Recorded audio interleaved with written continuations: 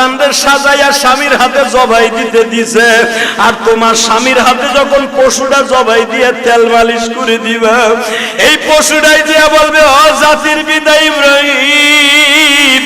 সুন্নাত আবিকুম ইব্রাহিম, তোমার সুন্নাত আদায় করতে যাই মহিলাই গরুটারে খৈল ভুসি খাওয়াইছে, এই মহিলা গরম পানি করে দিয়ে আদর করে দিছে, এই মহিলা দারোয়ানকে বলছে, গেটম্যানকে বলছে, গরুটারে সুন্দর করে গোসল করা। মনে রাখো গো মা,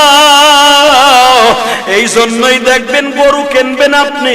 গরুটার তদারকি দিয়া দিবেন আপনার বিবির আন্ডারে। আপনার বিবি যদি এই গরুটারে তেল মালিশ করে দেয়, গরম পানি করিয়া দেয়, একটু আদর করে দাও গো মা, ইসমাইলের গাড়িতে তুমি জান্নাতে যাইবা।